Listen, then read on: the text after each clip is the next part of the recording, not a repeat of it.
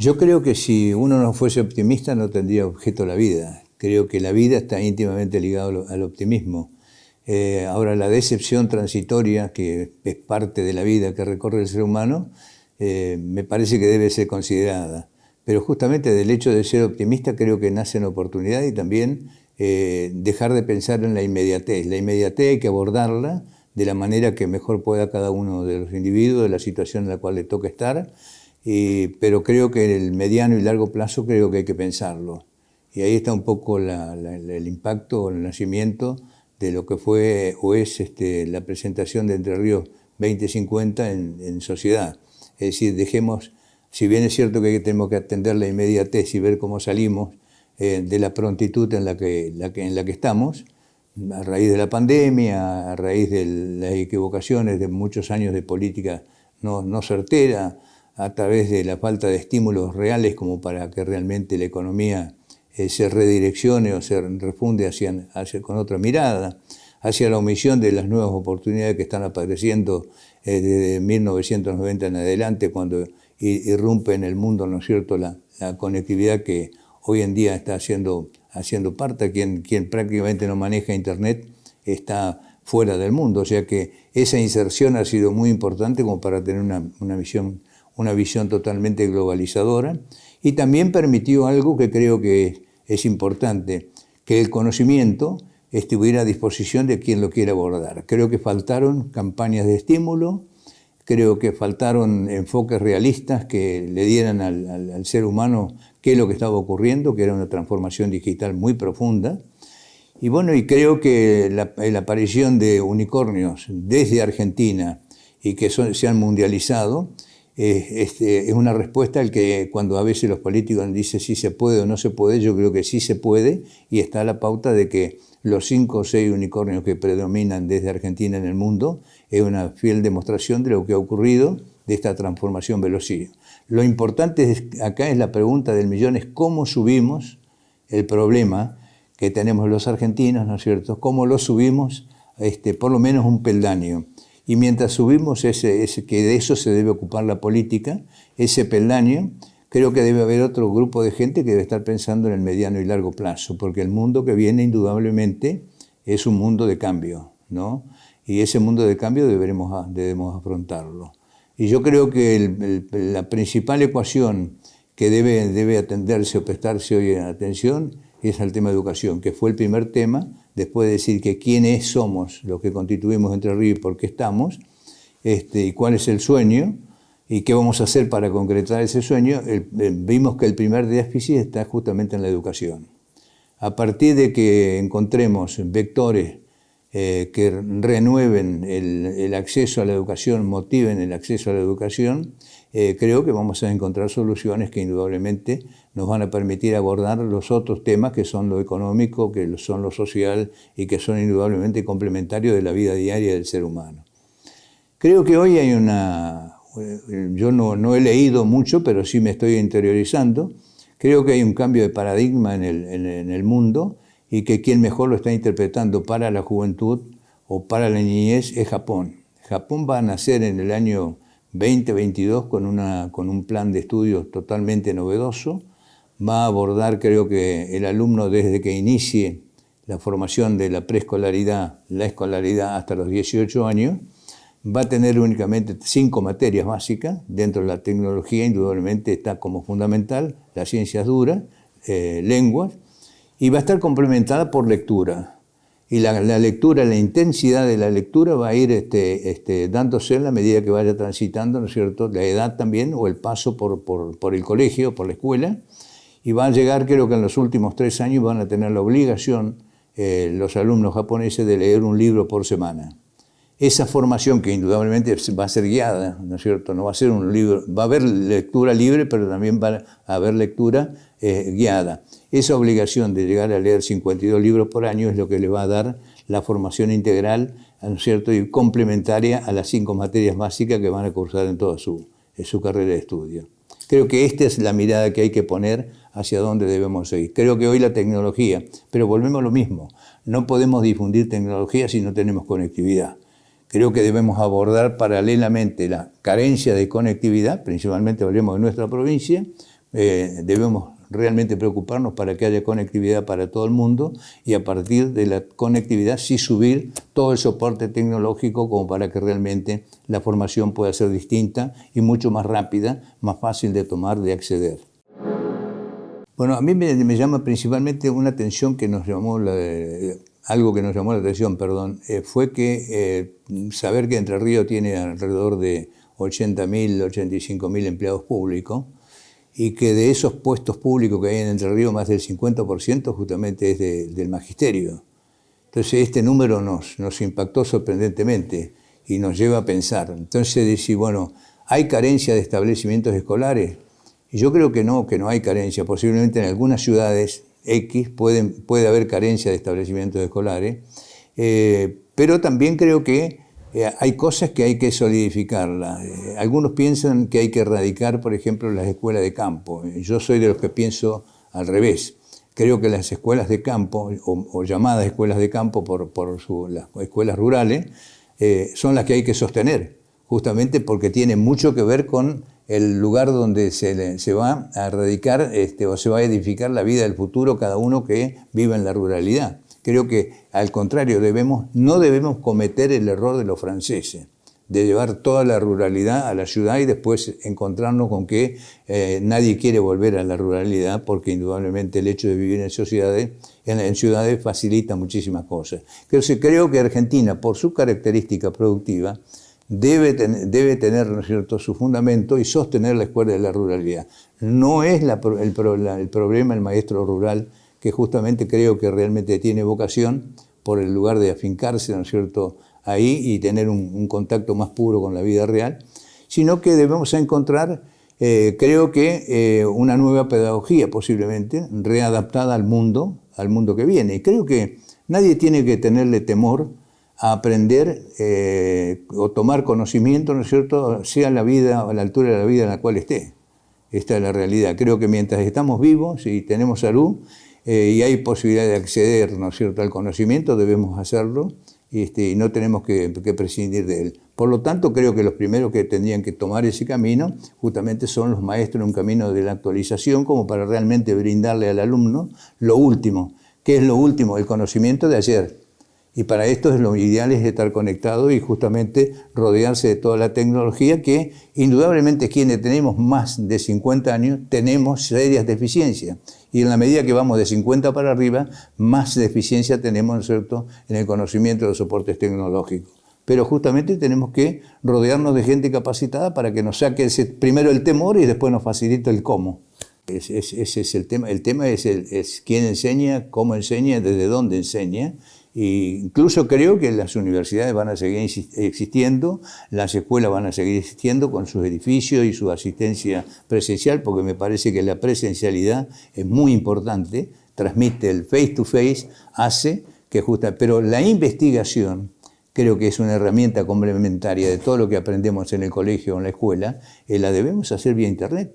Justamente creo que es un soporte valiosísimo que le tenemos que dar valor, ¿no es cierto? Y es la que nos va a dar aproximación. Y también entender que empresas, desde Google en adelante, están muy ávidos de mano de obra que hoy no existe. Entonces van a empezar a hacer sus propias facultades de capacitación o sus propias casas de estudio de capacitación y van a formar especialistas en la rama específica y le van a ofrecer trabajo, por lo cual creo que se va a encontrar la carencia de ofrecimiento de trabajos que hay, la van a encontrar bajo la vía tecnológica. Y estos grandes unicornios que hoy están existiendo en el mundo ya están haciendo sus escuelas de capacitación, sus facultades de capacitación y van a dar respuesta, ¿no es cierto? Y también le van a dar posibilidad de acceder al trabajo. Mota habla de preparar a la política para el mundo que viene. El tema es que el mundo ya está acá y la política es la que está atrasado. ¿Cómo hacemos para cortar todos esos años? Hubo un presidente, yo siempre lo recuerdo, y hubo un ministro de Economía, entre muchos ministros que formaron el gabinete, que fue Carlos Menem. No sé si desde el conocimiento o desde el desconocimiento, pero cuando vino la globalización, él se subió a la nave de la globalización que justamente estaba ligada íntimamente al nacimiento de Internet. ¿no? Y ahí es justamente donde aparece la globalización. Nadie se dio cuenta que era una campana que nos permitía acceder a muchísimas cosas, pero también permitía que el mundo viera muchas cosas nuestras, ¿no? Y nos comenzáramos a interrelacionar. La medida que se tomó conocimiento de esto, creo que de ahí tendría que haber cambiado la política. Por eso digo, hubo ministros discutidos, ¿no es cierto?, del equipo de aquel presidente Menem, que fueron muy discutidos, pero que realmente pusieron en circulación la idea de vincularnos tecnológicamente. Creo que no se le prestó demasiada atención. Se creyó que después con ir repartiendo computadoras o tablets en los colegios se iba a remediar todo esto, pero bueno, es la herramienta para meterse en ese mundo. Creo que hoy el mundo, como decís vos, estamos viviendo un nuevo mundo a partir de la globalización. Llevamos 30 años en este mundo moderno, ¿no? Y vienen 30 años más de cambio, en donde creo que debemos facilitar la herramienta para que nadie deje de subir a ese barco, que es el cambio que va a ocurrir o está ocurriendo entre hoy, 2050, por lo menos en los próximos 30 años. Más allá, bueno, ya creo que ninguno de nosotros se animaría a pensar. Pero sí creo que debemos encontrar vectores que faciliten, ¿no es cierto?, en lo económico, en lo social, avisorar qué es lo que viene y por lo menos facilitar esa transición que va a haber hacia el futuro, como para que la juventud de hoy en día y los que están cursando la escuela primaria tengan un mundo distinto al que tuvimos nosotros, pero por impulso de la realidad, más que por impulso a lo mejor de las convicciones. La realidad nos va imponiendo situaciones a las cuales debemos subirnos, las tomamos o las dejamos. Y si no las tomamos, indudablemente, bueno, creo que vamos a padecer. Lo importante creo que es tomarlas. El que entiende un poquito la velocidad con la que está cambiando el mundo y los paradigmas que se están cambiando hoy en día, se da cuenta que hoy un estudiante de 19 años que entra a una facultad dentro de 5 años ni siquiera sabe si ese trabajo para el cual se está formando va a seguir existiendo o cómo se va a ver cambiado ese programa que va a estudiar o esa carrera que está estudiando y que tiene un contenido ya diseñado hace 10 o 15 años atrás. Ni hablar de un chico que entra a una escuela primaria con 5 o 6 años y pensar de qué va a trabajar o qué va a hacer cuando tenga 22. Este mundo está cambiando tan rápido que es muy difícil de entender. Entonces, cuando este grupo de gente que dedica mucho tiempo y muchas horas para entender cómo cambiar esta situación, no se toma en cuenta esa opinión por parte de la política. Y ese es uno de los grandes problemas. ¿Cómo hacer para que todos los grupos de trabajo de instituciones intermedias o grupos como estos generan una opinión, sean tomados en cuenta, sean escuchados y sean entendidos por la clase política? Creo que hay que pasar de una sociedad protectora a una sociedad actora. Es decir, yo creo que todo lo que protege, ¿no es cierto?, nos pone en una situación de conservar el statu quo y no ver lo que está pasando y lo que viene. Y creo que si somos artífices de nuestro propio destino, tenemos que salir de esa sociedad protectora y salir pasar a una sociedad actora, donde cada uno debe entender que va a ser responsable de su propio destino. Y cada comunidad, porque si elegimos vivir en comunidad, también debe entender que va a ser actora de su propio destino. Por lo tanto, por eso que insisto tanto en mirar qué es lo que están haciendo las grandes potencias, y miro Japón para no mirar a Estados Unidos, ¿no es cierto?, porque siempre nos referenciamos a Estados Unidos. Miro Japón, digo que es un país ordenado, que después de una guerra donde prácticamente aniquila a su pueblo, ha demostrado cómo emergió y cómo se sostiene. Y digo, si ellos están mirando una nueva formación, por eso me parece que el tema de educación es fundamental como punto de partida para pensar el día de hoy, pero también pensar en la inmediatez del mañana, y la inmediatez del mañana son los próximos 30 años, es una generación activa. Somos una sociedad protectora porque a lo mejor 2 generaciones o 3 nacimos con ese concepto, nos hemos criado con ese concepto y creíamos que era el camino. Hoy vemos que prácticamente las fronteras no existen, ¿no? Como antiguamente nos separaban las fronteras ideológicas, la frontera física, ¿no?, la frontera de la moneda, etcétera, etcétera. Creo que la accesibilidad hoy a todas estas cosas ha derrumbado justamente, y creo que el símbolo más importante de nuestra época es la caída del muro de Berlín.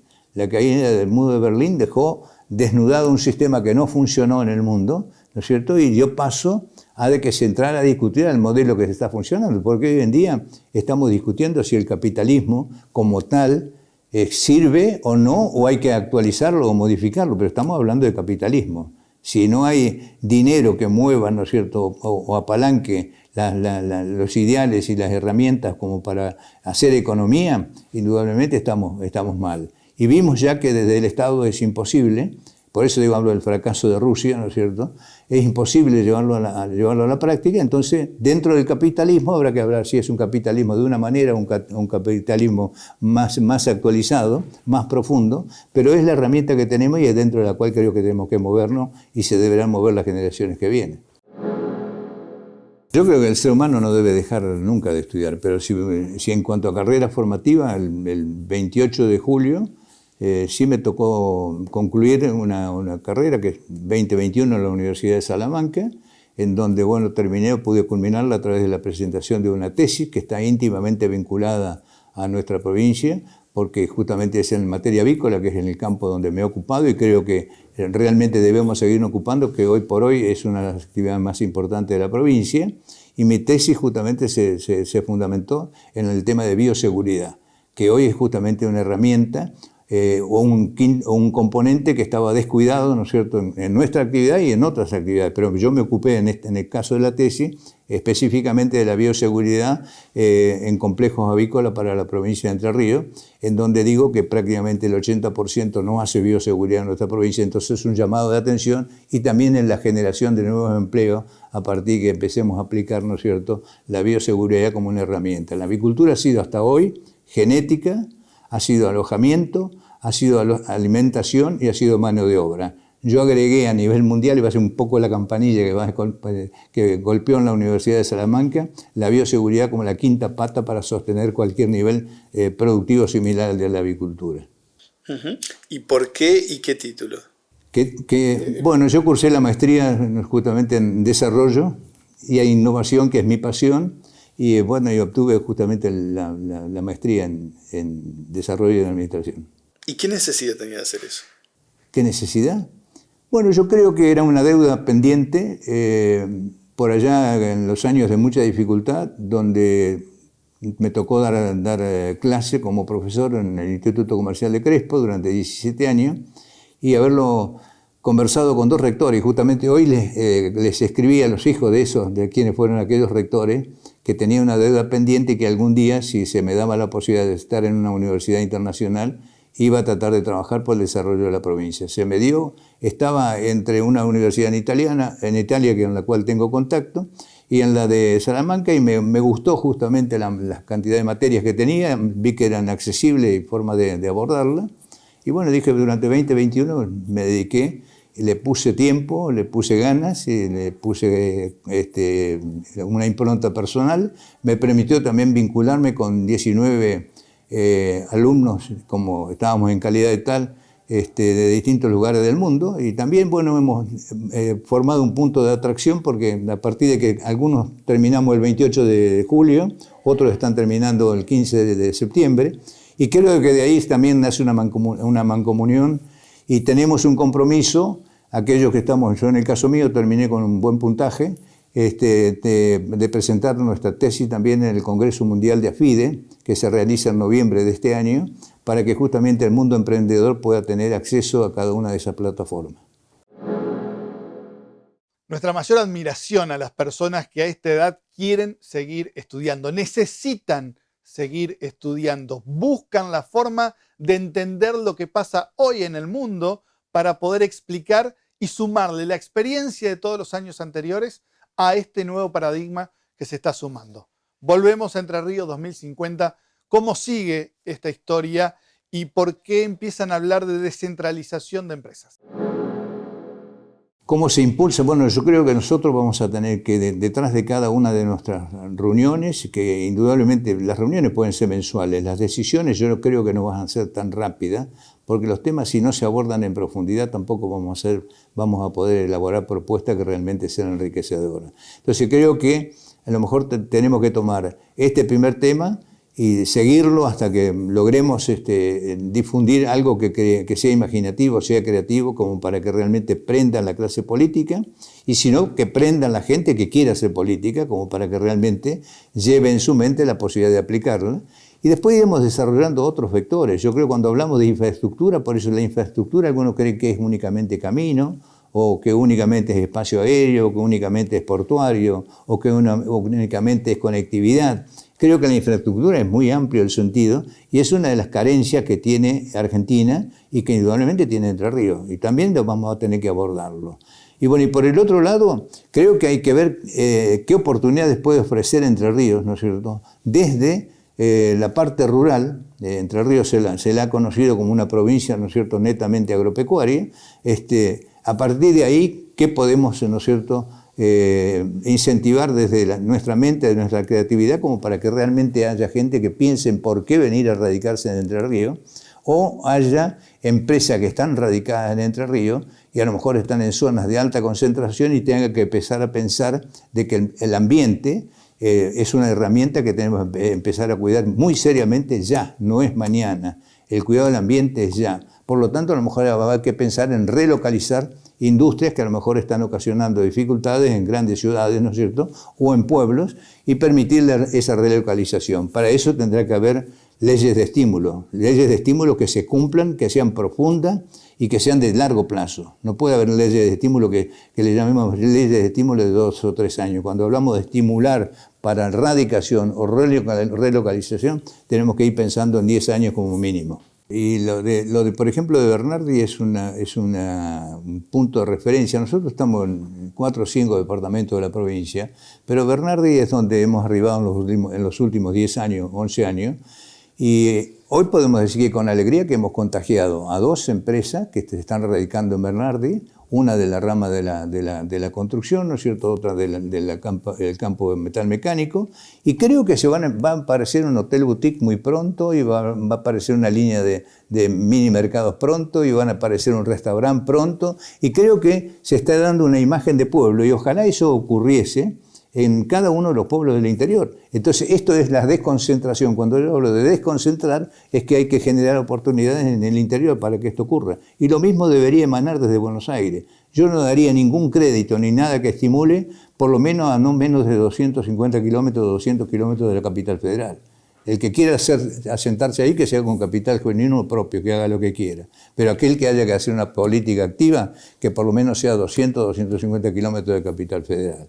Entonces esto sí es la desconcentración que se debe venir. Es un San Luis como se pensó en algún determinado momento y que creo que durante mucho tiempo San Luis funcionó como un polo de atracción. Bueno, ese polo de San Luis deberíamos traerlo a cada una de las provincias y cada provincia debe pensar su polo hacia el interior.